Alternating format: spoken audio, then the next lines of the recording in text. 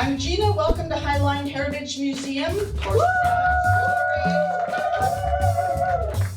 One thing we do with any of our programs here, we take a moment to acknowledge that we are on native land.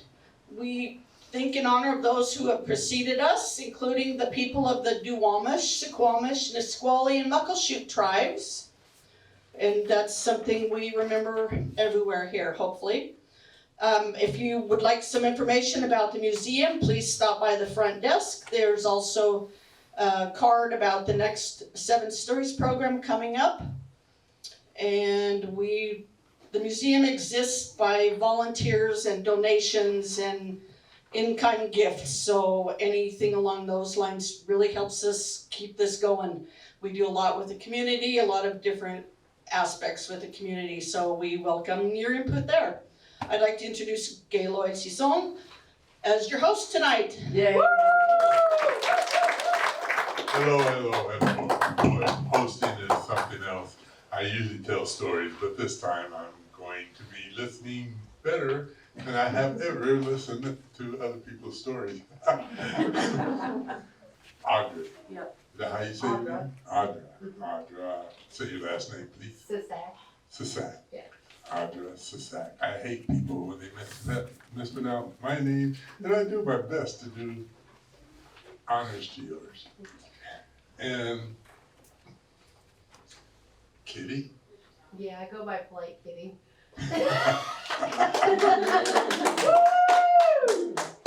Kitty is a local pastor and comedian. I think that was crossed out, it's actor, right? Is that Yeah, a typo? Kitty is a local Actor slash, not Actor. pastor, yeah. actor. She acts like she's a pastor. And comedian. They tell about their life experiences as a superhero. I love women superheroes. Disabled parents to an autistic kid. They have a brilliant style that leaves an audience laughing and participating. Kitty. You know, our life is all about decisions. Everyone had to make a decision to come here tonight, right? Yeah. And I see this guy right up here, and I just want to compliment your shirt because that was a fabulous decision to wear that tonight.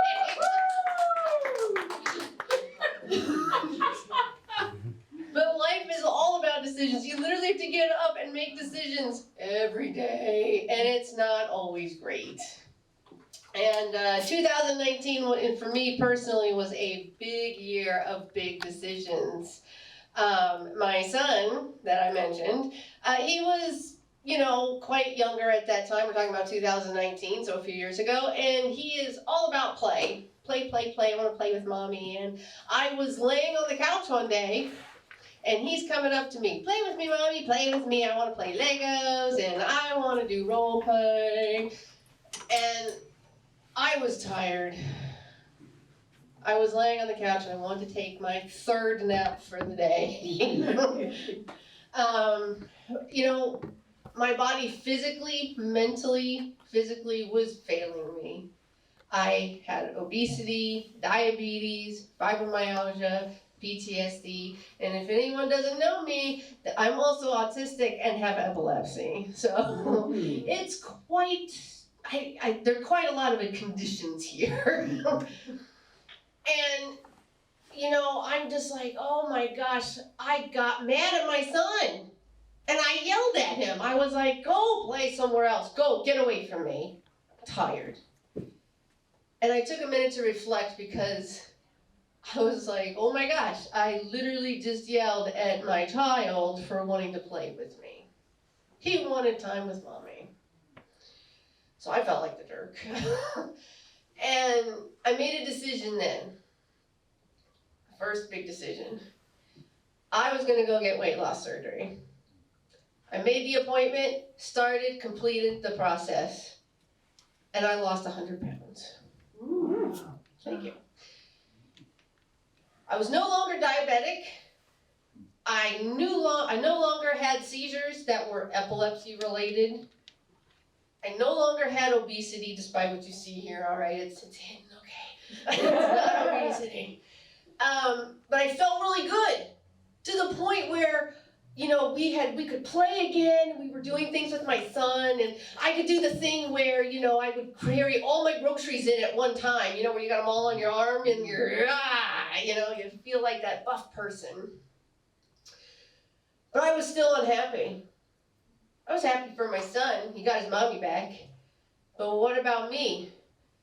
My son, at this point, between all the whole process, had grown up and become a tween.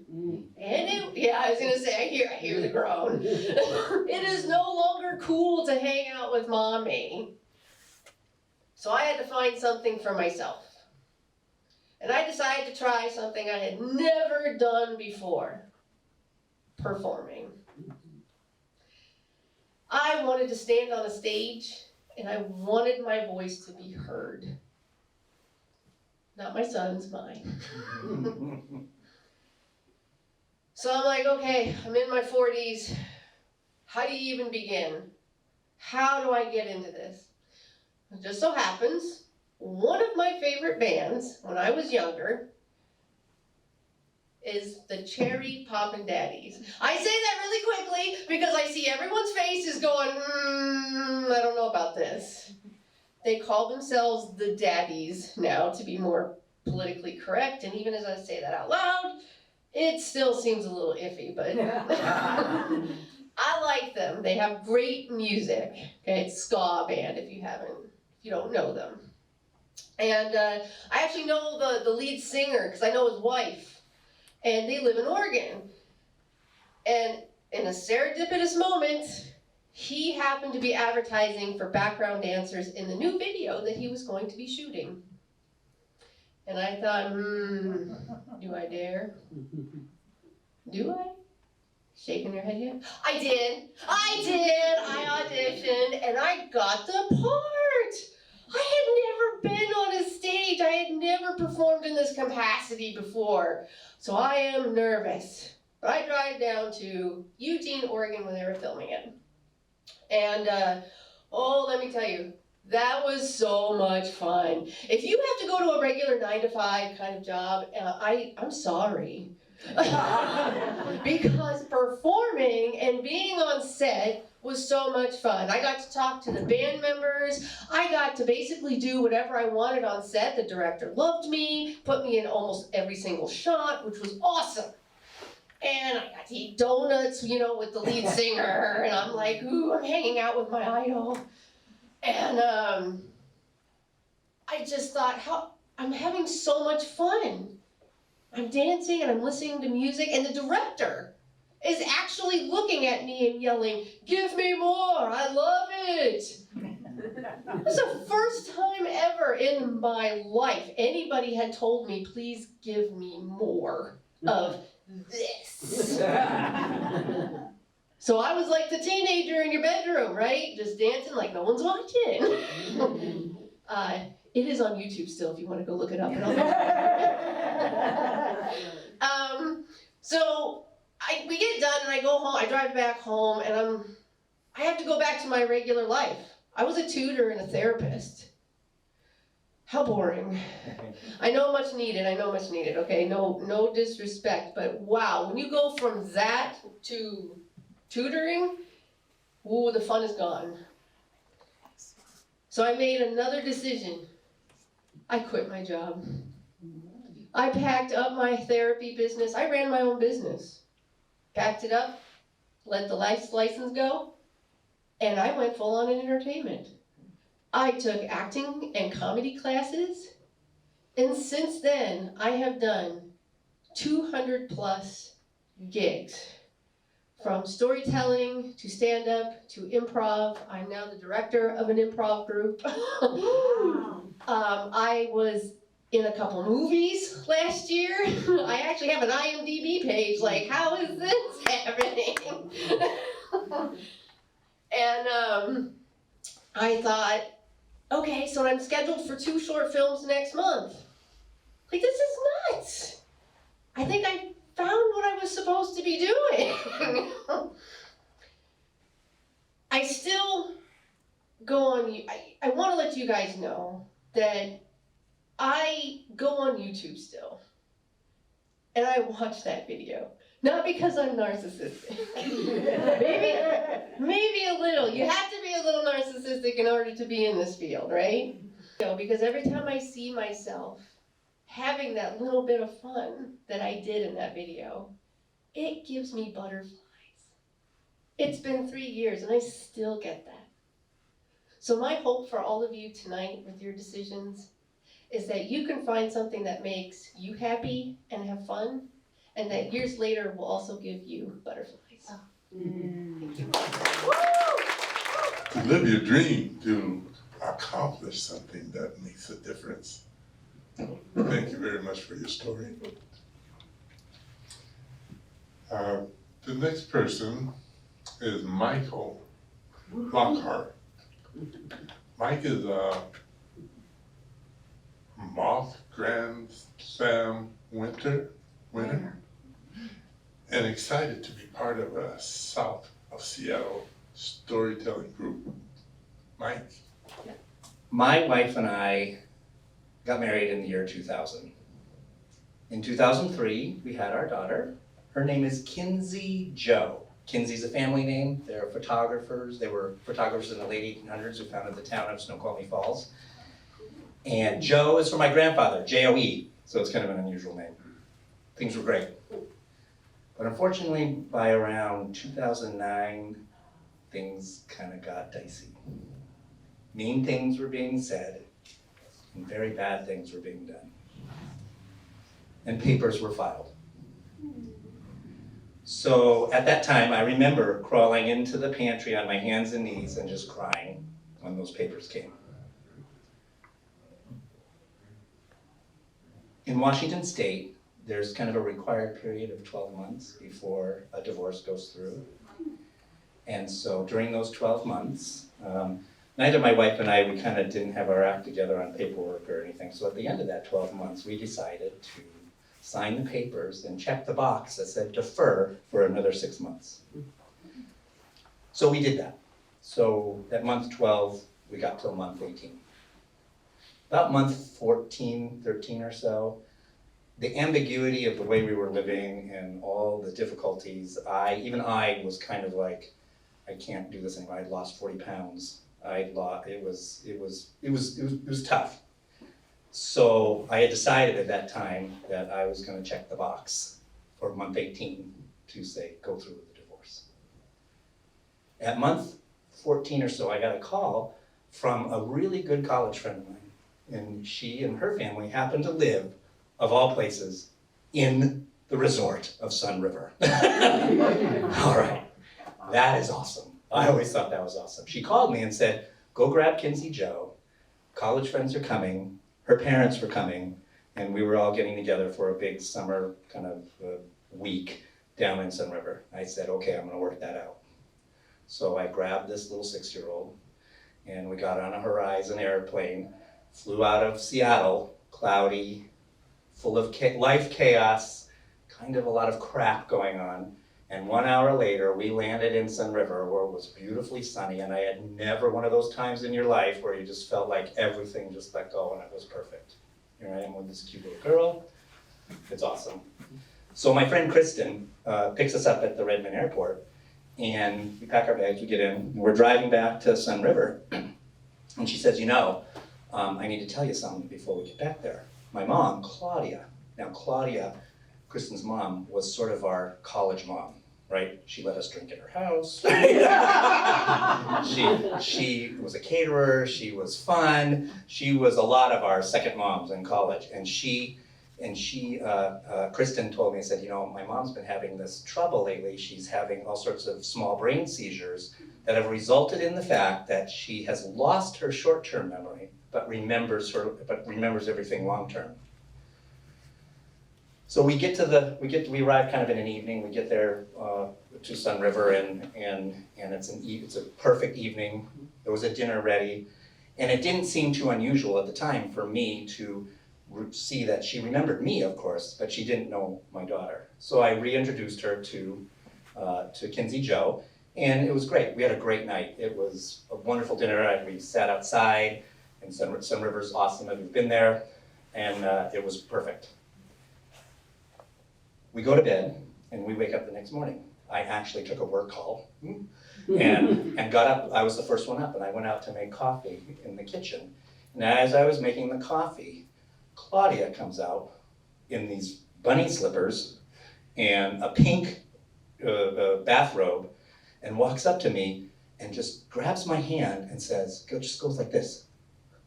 And she leads me down the hallway to the bedroom where my daughter and I were staying, and she opens the door and she says to me, "Who is that lovely strawberry blonde with the rose lips?" And I said, "Well, you know, Tracy and I are married, and that's our daughter, Kinsey Jo." And she looks at me and goes, "She is beautiful." So the day goes on, and the whole day goes by where she knows who Kinsey Jo is. We have a second wonderful day, right, in Sun River, and the day ends perfectly again. I happen to wake up the next morning for another call, and I am the first one up.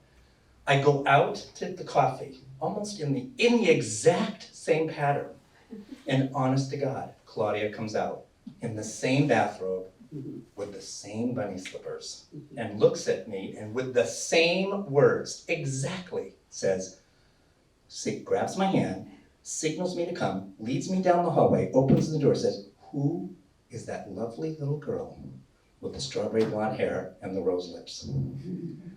I just kind of went, wow, this is Groundhog Day. This is the movie Groundhog Day.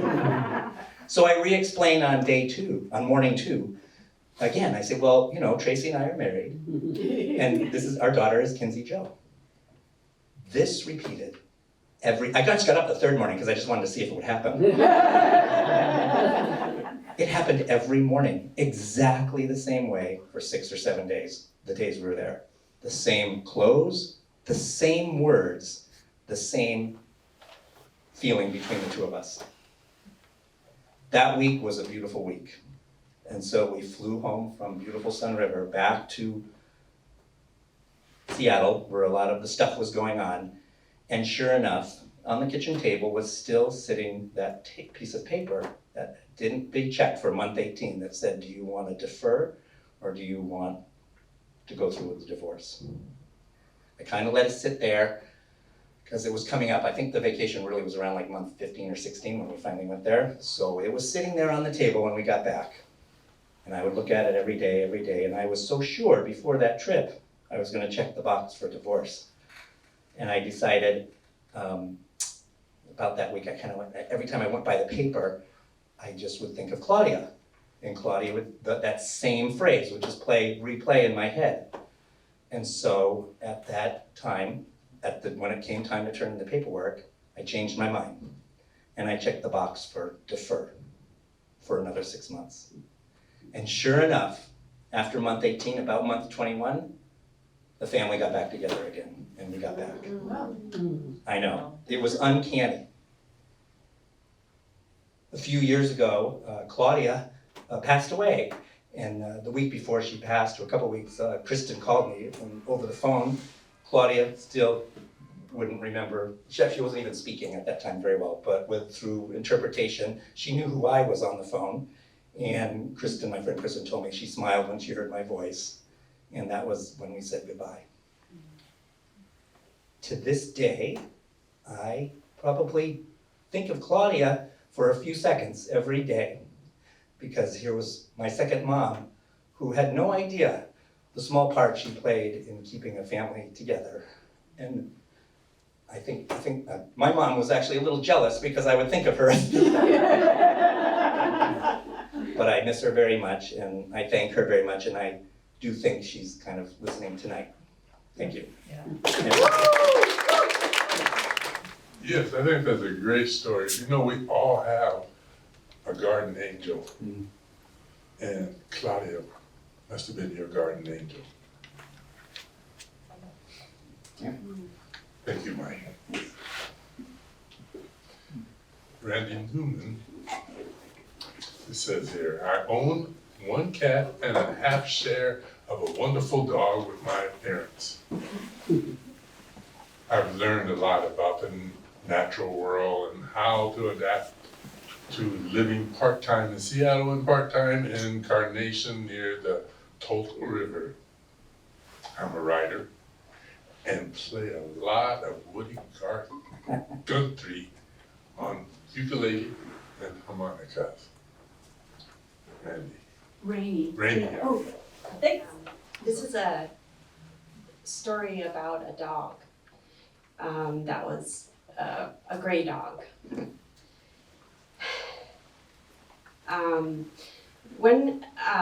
Let's see, I was 31, and my father was a carpenter, but he met a family that had a dog that they were looking to get rid of because she had too much energy, and they had little kids that they had to look after, and she was just too energetic. So he said we would take her, but he didn't ask my mom and I permission.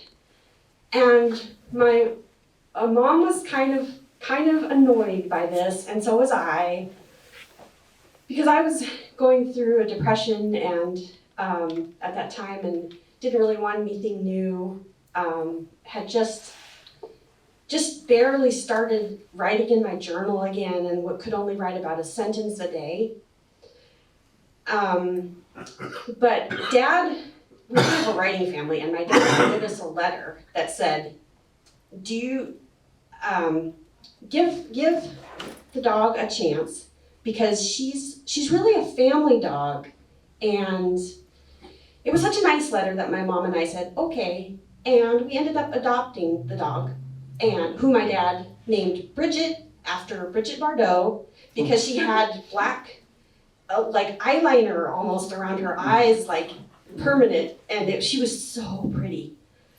But she was also very athletic and energetic. And so, I mean, if she saw a stick, or especially a ball, she would go for it so fast. And soccer balls, tennis balls, baseballs, it didn't matter. She would find like a squished old moldy ball in the corner and play with it. She was very creative, and sometimes I played soccer with her, sometimes I played through it, but I liked to go for walks with her because at least I got some exercise. Mm-hmm. And I was really out of shape,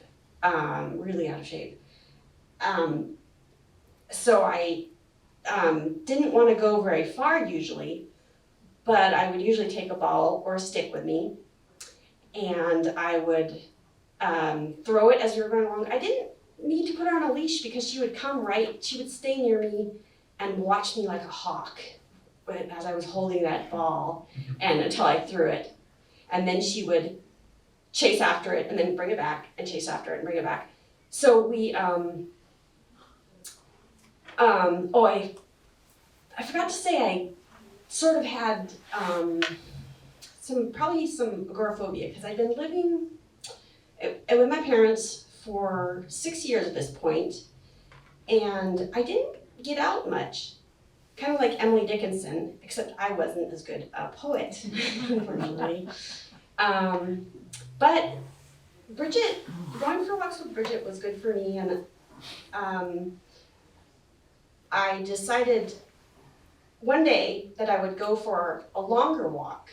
This was about 6 months after we got her, and by that point, for some reason, I don't know if I'm saying this in quite the right place, but I've been going for these walks with Bridget regularly, and I was up to like a paragraph in my journal every night, and I didn't really know why, but maybe it was the exercise. Anyways, I decided to go for a walk in Tolt McDonald Park, which is 3 miles from my parents' house in the town of Carnation. And it has a beautiful walkway in the woods. So I drove with her. I probably should have walked, I guess.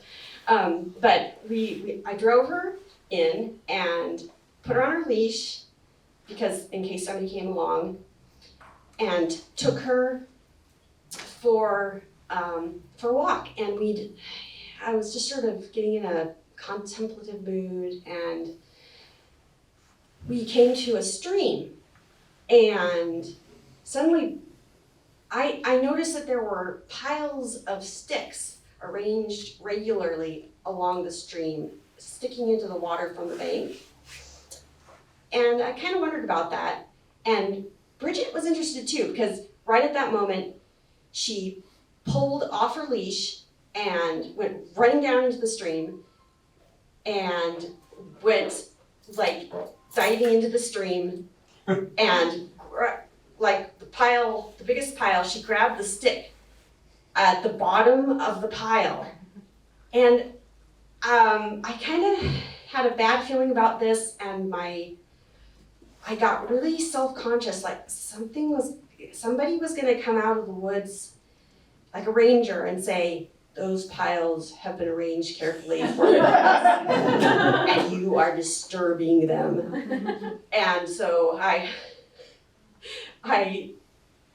wasn't sure what to do, but she at that point had pulled the stick all the way out and ran back up to me and was running in excited circles. So I was like, I gotta get her back on her leash.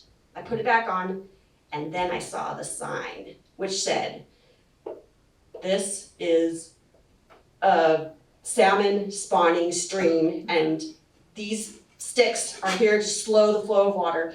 And so then I was just about to feel really guilty when suddenly this quote came into my head, and it was from T.S. Eliot. It was, "Dare I disturb the universe," from the poem by T.S. Eliot.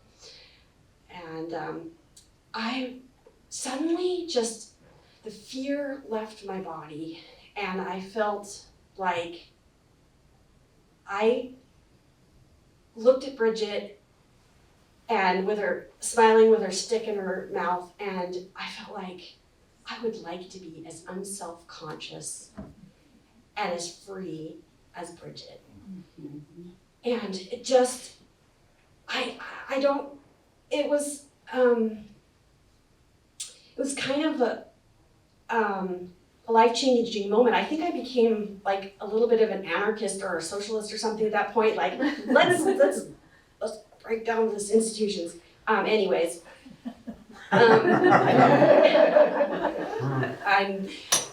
that's a little off topic. But I just felt thanks for laughing. Basically, her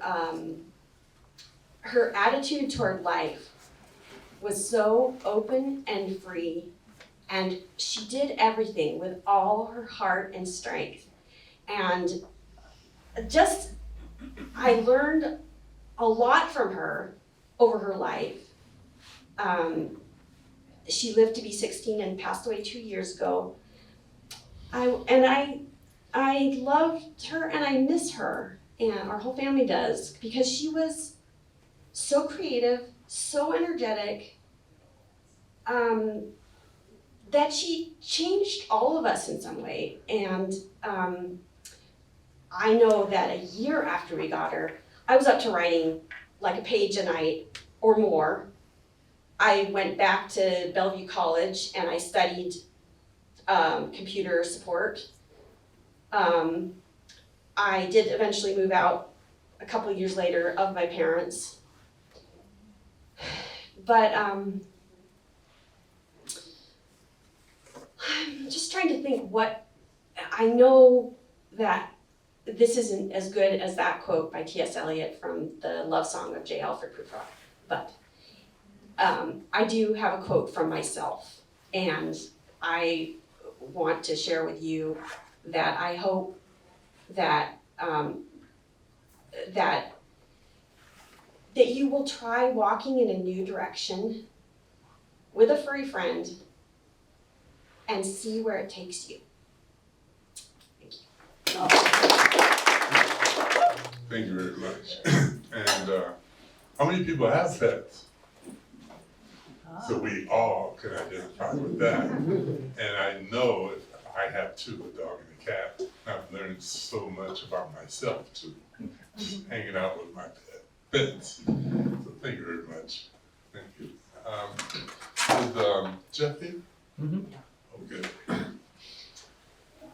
Jeff, how do you say your last name? Heiss. Is a local, and his stories are always honest and full of heart. To go or not to go, a mission trip to Africa is the title of Jeff's story tonight. To go or not to go, a mission trip to Africa. This was my Crossroads in 2008. The church I attended, Kent Covenant Church in Kent, was sending their third team to Africa to help build a school. And I had the potential of going, but there was lots to consider: getting a passport, getting shots, antibiotics, insurance, medical insurance. Medical there is inadequate, and if anything were to happen, you need to have insurance so that you can be flown out and receive adequate medical. Well, that was a lot to decide, and so I decided not to go. I've learned that this is my process at times. I will let it go, and sometimes it goes away, and maybe that's what was meant to be. But in this case, it stuck with me, it hung with me, and that window got narrower, and ultimately, I had to go through all of those things in a much shorter period of time. And then I found myself on a flight with the team to the Democratic Republic of Congo in the middle of Africa, which I believe and understand that if you look up the list of poor countries in the world, it is either the poorest or close to the poorest country in the world. The stories and the memories, although it was 15 years ago, they are long and they still tug on my heart. Our time is short, so I will give you a few of those and a few of the things that stuck with me upon my return. One of the most impactful happened after we had jetted to the capital city in the country, stayed overnight, and then we hopped on a 10-seater airplane and flying over the heart of Africa. Even then, I was humbled. And I noticed we were descending, but I couldn't see an airport or a major city. It turns out we landed on a grass runway in the middle of Africa. And once we departed the plane out onto just a field, I noticed the entire village had come out to meet us. I didn't know what we were to do, so I just followed the group, and we went over and they shook our hands like we were dignitaries. Look at me, I'm just Jeff from Kent, Washington. Nobody substantial, but if you could imagine, my feelings were like as if I were a president. Not that I stood in that, but that's how it felt. I'm like, I'm just Jeff, I'm just a guy. It was very humbling. And they welcomed us with great joy. That was a pit stop on our way to the city in which we were going to stay. That city, we landed in what had been an international airport, but was no longer maintained. And it was something off of a movie, like a Mad Max movie, grass growing across the tarmac, an empty terminal. And it was my first experience there too, where they took our passports, went away, and came back, and we got to continue on. They greased the skids. They were paying off the people as we went. It was an opportunity for me to consider, well, this is corrupt. Well, corruption is a matter of perspective. This is the way in which they survive. They don't consider it corrupt. So we went there to build a school. Now, school, too, is a matter of perspective. Imagine, if you will, a carport with posts and a metal roof. This was their school. Anyone guess what type of wood the school was made out of? Mahogany, a very expensive wood, but it is the wood that they have there. There were no vehicles in the city in which we were in. Most of the homes, we would consider them huts, did not have power, did not have plumbing, or glass windows. There's no infrastructure. It was amazing to me. I have never been in a place in the world where I couldn't catch a bus or call a friend. If I was I could get lost in Florida and find my way back here.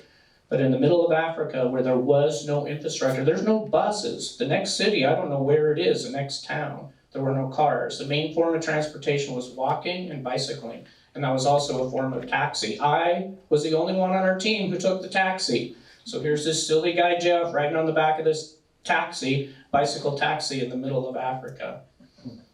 I am a contractor here, and if we are building something and we drop nails, labor is too expensive. You don't go down and pick those up. Their materials are too expensive. If you drop a nail, you go pick it up. If you bend it while you're hammering it in, you straighten it out and you hammer in another one. I had shoes. At least half of the men working there did not wear shoes. Now, I also took my camera. I am a storyteller, and photography is one of my favorite mediums of telling stories. And I felt, it was self-appointed, but I felt like a photojournalist. And I took many, many pictures. I also befriended many of the kids. And there were at least a couple days where I got to play soccer with them. Now, they don't have a soccer ball. That was one of the things that we did bring, but we played with balled up grocery bags tied together with twine, and we had a blast. And one of my signatures is doing handstands. I have pictures of myself in the middle of Africa doing handstands in the red dirt with the kids.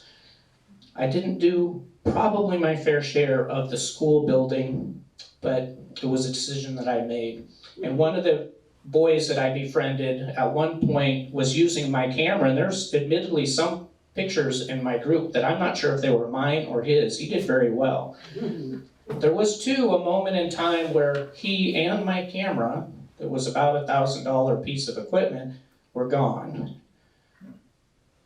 I started to wonder if I was going to get it back, and I did.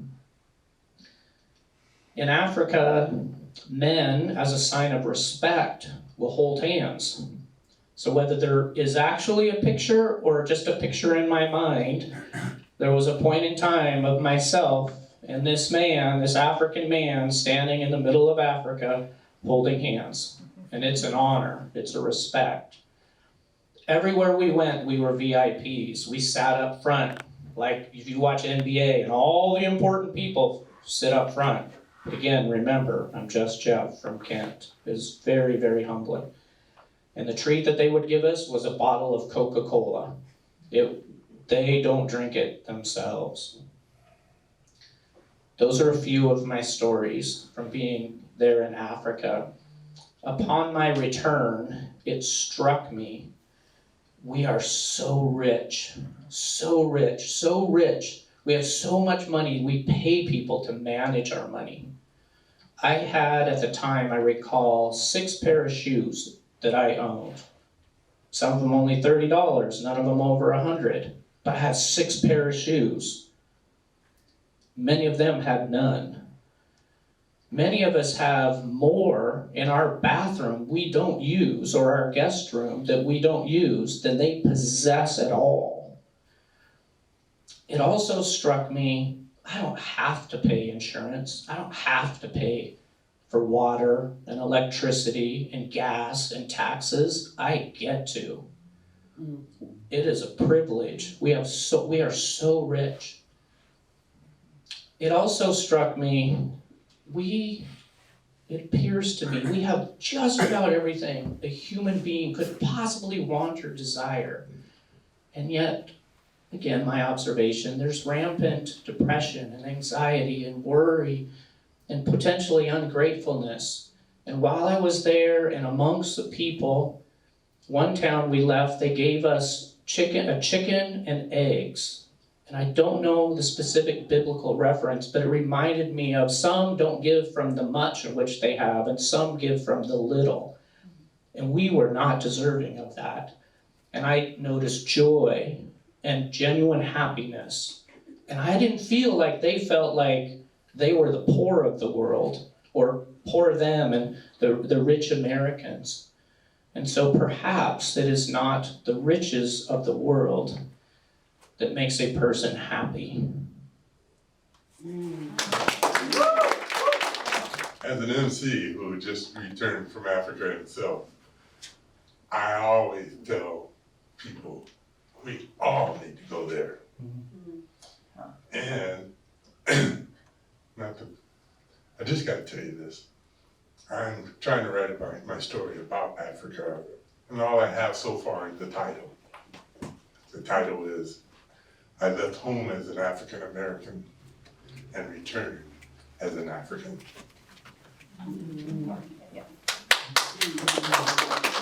Thank you. We should talk. Deborah Apple. Wow. Pardon? She just walked out. She'll be right back. She'll be there. Yeah, you can, I'm Read smiling her- because she made sure I said her last name. yeah. And can- I'm gonna go ahead and introduce her. Yeah, yeah, 'cause speak she knows slowly, who she speak is. slowly and she'll be back. Deborah is a local. She lives right here in Burien. She loves to walk, read, and collect cookbooks, and is an active storyteller here and with fresh ground stories, one word, in Seattle. She also been a big supporter of Sun's story, but she hasn't returned yet. She's a great listener, and I'm a novice, struggling storyteller myself, and so I have tried to do this. It's a hard, as you guys know, it's hard to do this. But I call Deborah up and practice, and she's very kind, and she listens and she gives me corrections and suggestions, and so she's a wonderful responder and helper of people who are trying to craft a story. So I just wanted to give her. Well, while we're waiting for her, I got something for you. How many people here work in their yards? Raise your hand. I'm a poet. And so I was working in my yard today, and I have this poem for you. And the title of the poem is, The Weeds Are Winning.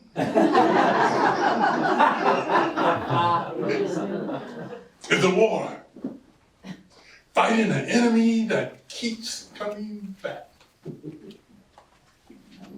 Makes me feel like I'm losing man against weed. I think weeds know they're going to win. It's a matter of numbers. There's more of them than me. But I come out, put on my gloves, and use all the weapons I have.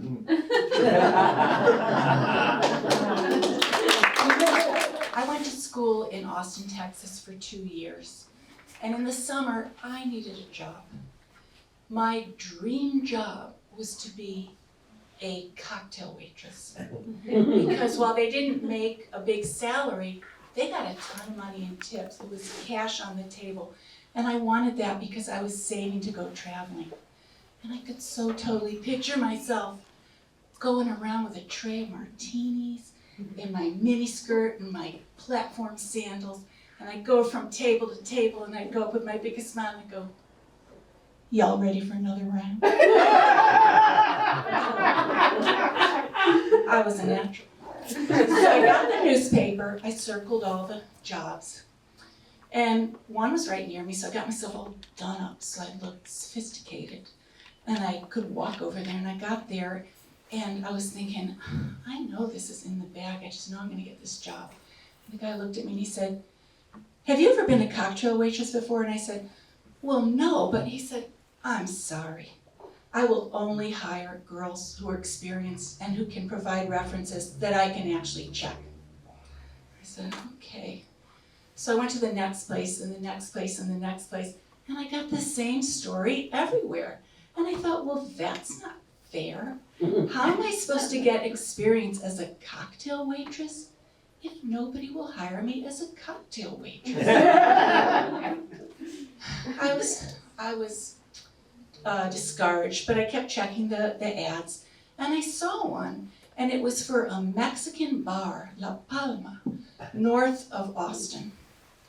And I thought, it's worth a call. So I call and I asked for Emilio, that's the name of the thing, and he says, "You calling about the job?" And I said, "Yes." And I said, "But let me ask you right now, do I need experience for this job?" And he said, "No.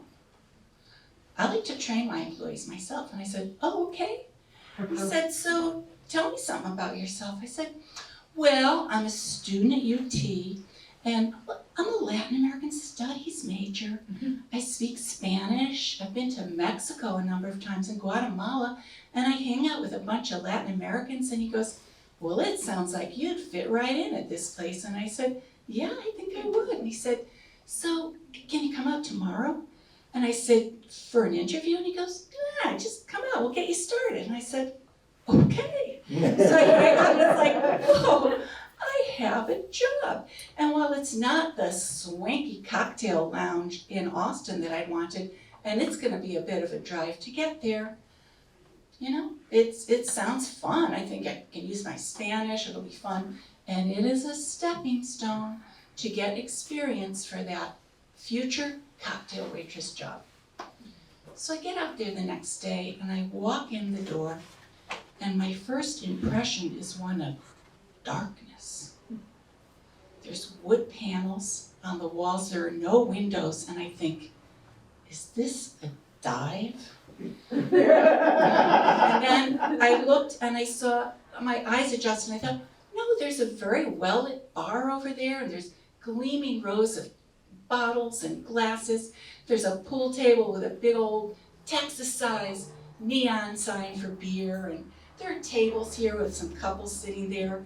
And when I walked in, they go, hey, and I said, hi. And this guy comes over and he goes, Deborah? And I said, yeah, and he goes, hi, I'm Emilio. It's so nice to meet you. And I said, oh, you too. And he said, I'm the bartender. Now come on over and I'll show you the ropes. Like, okay. I think so far this is great. So I get over, he gives me an apron, he tells me what to do.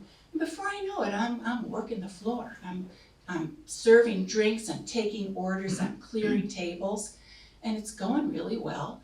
And I look up and I see Emilio behind the bar with a drink in his hand, and he's drinking. And I think, is the bartender supposed to be drinking while he's working? I don't know, what do I know? But it made me uncomfortable. And I thought, okay, so I get on with my work. And a while later, I look up, he's got another drink. And this time, he sees me looking at him, he raises it up like this, like a toast, and he gives me this creepy, leering look, and I went, ugh. And I went from uncomfortable to alarm bells in my head, and I thought, I don't know, I don't like this. And I said, okay, look, just be cool, because I tend to get all worked up over stuff. Maybe it's an aberration. This is just one day, you know? You gotta give it a shot. Just keep going. So I'm going around, and then I take a look all around the room, and I see for the first time that any women who had been there earlier had all left. And I was the only woman in this place with a whole bunch of men who were drinking. And the one person that I would assume would be looking out for me, my boss, is clearly drunk. And I just started freaking out, and I thought, you know, I can't do this. And I thought, nope, get a hold of yourself. Okay, think about it. Why do people go to bars? To drink. So they're drinking, big deal, that's what bars are about. Just get on with it, it's okay, you're gonna be okay. Okay, so I'm going around, and you know, each time I go, oh, and I pull myself back, and I'm okay, but every time I look up, there's some man watching me. And I look over here, and there's another one watching me, and I just thought, oh dear, I feel so vulnerable here. I can't do this. I can't come back tomorrow, I'm done with this job. I said, oh no, you're not gonna do that. You're not gonna be a quitter and work one day and never come back. You gotta give it a shot. You know, each day's gonna be different people. You just gotta really stick with it. Give it a week, give it 2 weeks. Unless the universe gives you some sign that you shouldn't be here, just keep doing it. Give it a chance. Okay. So I'm there, and you know, after a while, Emilio waves me over, and I go over and I think, oh, what does he want? And he said, you did such a great job tonight. And I said, oh, thanks. And he said, so you can go home now, it's getting late. And I said, oh, okay, great, because I was ready to go home. So I took my apron off, I put it on the counter on the bar, and then he put his hand out on my arm, and he went, "I'll see you tomorrow." Yeah, okay. And as calmly as I could, I walked to the door, went out to the parking lot, jumped in my car, locked the door, peeled out of there, and I got on this dark road that led back to Boston, a 30-minute drive. My heart was pounding. I'm all by myself, and it's very, very dark. And there are no other cars on the road, and I thought, oh my God, I'm freaking out. Get a grip, you're on your way home. So I'm driving, sure it's dark. And then I see a light ahead, and I go, well, there's something up there. It must be like a gas station. So I'm driving. The closer I get, the more I'm realizing that's not a gas station. And when I get there, it's a car at the side of the road, and it's on fire! And it's not like a little fire, it's flames, an inferno like flames shooting up with sparks, just lighting up the sky. And I thought, oh, okay, that's a sign. Thank you, universe. I'm never going back. God speaks to you in many ways. Yeah, what a story. You had me scared. Definitely. Thank you very much. Chris Spangler. Spangler. Oh, I was going to say that. I'm sorry I jumped the gun. I appreciate it. Made me more confident. Because Chris has been telling stories for a while and also tells fresh ground stories in Seattle. Every story she tells is a surprise and makes you think about it long afterwards.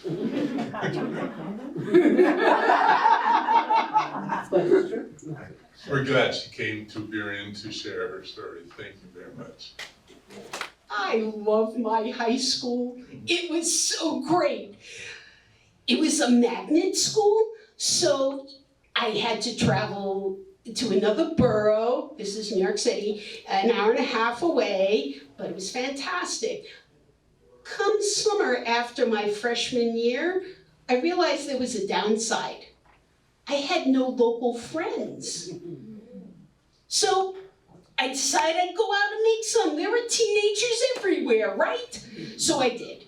And the only problem was that what they really loved to do is sit on the stoop and gossip about neighbors and family and friends, and I found that really boring.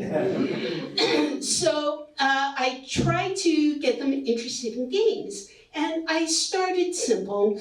I said, look, why don't we play Hit the Penny? And the sidewalk is divided into squares. And you put a penny on the line, you're equidistant from it, and you try to hit the penny and get it to come to you so you can pick it up and then you're the winner, okay? So I and Mary Ellen do it first, and then I say, you know, it's time for the guys, so Ronnie and Louis get up there, and I can tell they're not into it. So I pick up my imaginary microphone and I start doing a play-by-play. And I say, okay, this is the international championship on the line. These two guys are amazing. They are just testing each other out, their strengths, their direction, their eyes, like, oh my God, Ronnie has started, he's hit it. Oh, but it's flipped onto Lewis's side. He has jumped on this. He is working really hard to get it towards him, but Ronnie has come alive. He is, oh my God, he's got it back to the center. We have a real competition going on. And okay, my play-by-play was correct when it came to the penny, but when it came to their attitude, yeah, they were just laughing at me. They couldn't care less. So one day I go out and nobody's around. And I think, I'm going to have an adventure. And I'm going to tell them about it, and they're going to want to have adventures too. So I walk up to the park. It's a huge park. I go past the playground and the golf course, and finally I see some people, some guys, and they have the most beautiful motorcycles. They're blue and black and shiny and well-kept. And I get up my courage and I go over there and I'm saying, nice bikes. And they ask, oh, do you ride? Well, no. Have you ever been on one? No. Would you like to go on one? Yes! Yes! This is the adventure I've been waiting for. Yes! And so, but then I noticed, safety's important. Do you have like a helmet? And it turns out there is an extra helmet. I'm all game. I put it on, and he explains to me the importance that I go with his body. If he goes to the right, I go to the right. Otherwise, if you upset the balance, you can have an accident, no problem. So we're going, and it feels fantastic. And I had, of course, assumed that we would take the long way round and end up where we started. But I see that he's turning off to an area that's more isolated. And then he stops. And he says, I know this really great place through the woods. And I am not feeling comfortable. But I go. And there is a grassy little clearing. That would be perfect if we were dating for a private little picnic. But we're not dating. I don't know his name. We don't have a picnic basket. And I am really quite upset. Honestly, I don't remember what happens next. The next memory that I have is both of us on the grass, me with my thighs around his neck, legs crossed, holding for dear life, trying to crush his windpipe. And at some point he goes, stop! And so I stop. And he says words, and then he says, do you think you can do it again? I know that this is the critical moment, so I lie. I say, that took a lot out of me. I don't think I could do it again. So he goes, well, let's try. And so he lies down, and I put my legs around his neck. And I make sure, even though I am tired, there is a lot of adrenaline going on. And I make sure I hold and squeeze as tight as I possibly can. And when I start to fade, I say, you cannot. This is your life at stake. And finally, he croaks, stop. And so I stop. He says words.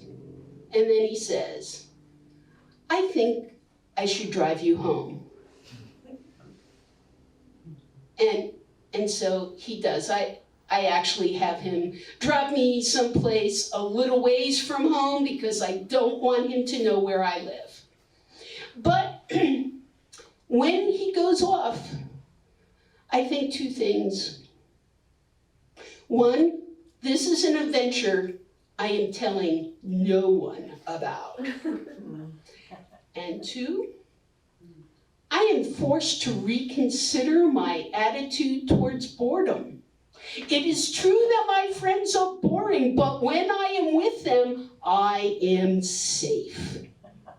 Thank you very much.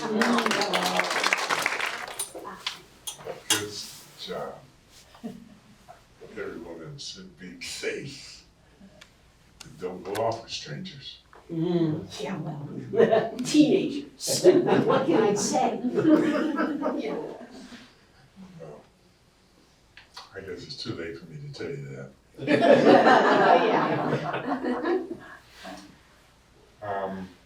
Gretchen? Yeah. Gretchen Duma. Close enough. I need Dalma. Dalma. I'm sorry, I mispronounced it. On call. There's a last minute cancellation, and here she is for us. Gretchen Dalma is a Seattle-based actress and playwright who jumped into storytelling about 2 years ago. Since then, she had the pleasure of telling stories for the month, Risky, Fresh Ground Stories, Story Collider, Untold Stories, Ottawa Storyteller, and of course, here. That's 7 stories. I am standing in a multi-purpose room on a Saturday afternoon, and I am feeling my heart pounding in my chest, and what I'm thinking is, oh God, please don't call me, please, please, please. Please don't let it be me, please, please don't call me again. Now the reason this is happening to me is all because I have fallen madly, hopelessly in love with a cat named Rachel. Now to understand the ludicrousness of this, you have to know that fundamentally I am a dog person. I love dogs. I love the way they greet you at the door like you've been gone forever, no matter how long you've been gone, 5 minutes, 5 days, doesn't matter. They'll do anything for you for a cookie or a pat on the head. They love you all the time. Cats, on the other hand, consider you the help. You're there to change the litter box and feed them, and why aren't you hurrying up and getting the hell out of their way? But the woman I'm seeing at the time is an inveterate cat person. She loves them, and she drags me a few months earlier than this moment to a cat show, my first ever. And when we enter the room, which is filled with all manner of felines, we see across this sea of fur and whiskers the most gorgeous kitten in the entire universe. She has big round eyes and a little round head on top of a little round body. She's a calico. She's black and orange and white. And she has the signature folded ears of what is known as a Scottish fold. They basically look a lot like furry owls when they're kittens. And the breeder can spot a mark a mile away. Oh, isn't she pretty? She purrs. She's the last one of the litter that's still available, and all calicos are very rare. And I think she'll make a good show cat. And $400 later, I am now the proud owner of a Scottish fold, which we name Rachel. And if you own a purebred cat, eventually you will be sucked into the vortex that is cat shows. I, on the other hand, jumped in with both feet. Now, the thing about cat shows is they are quite different from dog shows. If you've seen Westminster or any dog show out there, you know that the dogs are put on leashes and trotted around a big ring, strutting their stuff. And whether it's the flowing locks of an Afghan hound with its graceful loping stride, or whether it's the little Jack Russell Terrier going around the ring, probably barking the entire time, these dogs know that this is a performance, and they have to deliver, and the audience loves it. A cat show is an entirely different thing. There are rings set around a large room, and each ring has 7 cages.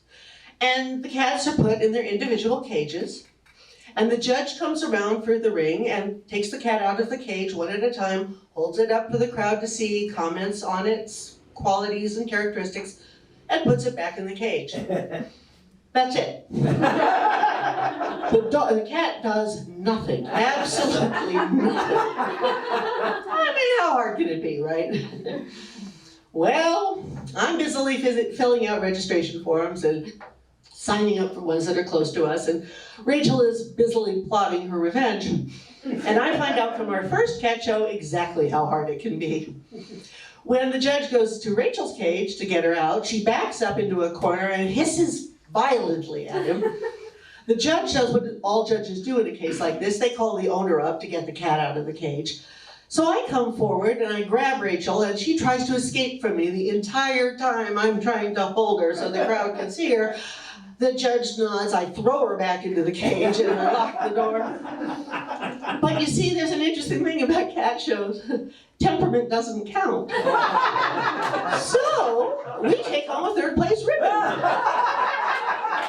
And I'm hooked. I am so hooked. And we go from one show to another until we finally end up at this show in Wisconsin, which is kind of a big deal. They've got kind of the big fancy judges who are known in the cat show world coming to this particular event. So there I am, and I have Rachel, and the judging round has gone exactly as badly as I expected.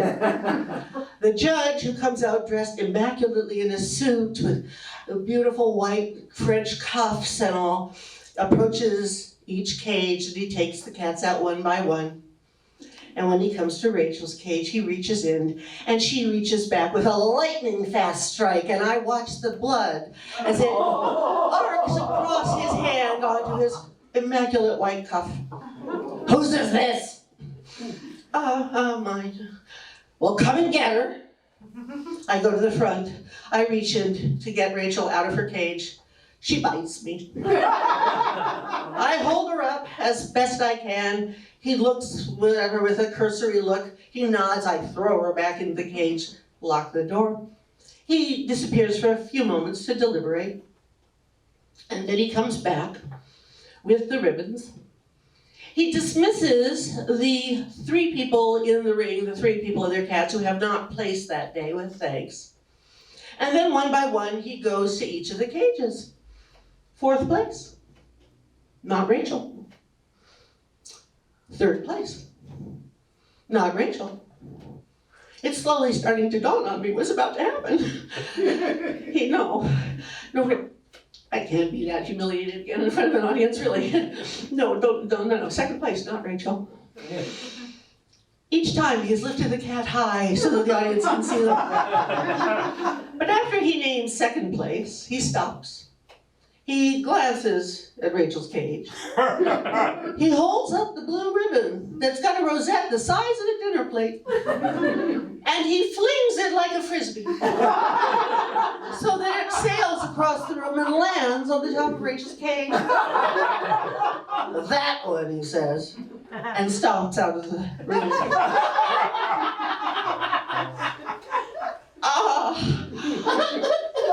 The crowd and I are both stunned. And they part rather like the Red Sea as I make my way back to the front of the room to collect my cat and my ribbon. And I pack everything up. I give it considered thought. We have a 3-hour drive home. Rachel is in her cage in the back seat, but propped up such that I can reach back and kind of scratch her nose or whatever if I'm feeling in the mood. I'm not really feeling in the mood. But as we're driving, I suddenly realized that Rachel is purring. She is purring, and not only is she purring, but she's drooling, which is the epitome of cat joy. And the obvious occurs to me at this moment. Rachel is not now, nor will she ever be, a show cat. She is the Greta Garbo of cats. She wants to be alone. And I know that when I get home, it's time to end the relationship that I am in.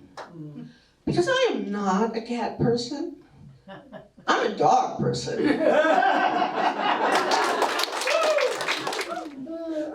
You leave me speechless. A dog person. Well, I want to thank everybody for coming. And remember, the museum here is our museum. It needs our support. Thank you very much.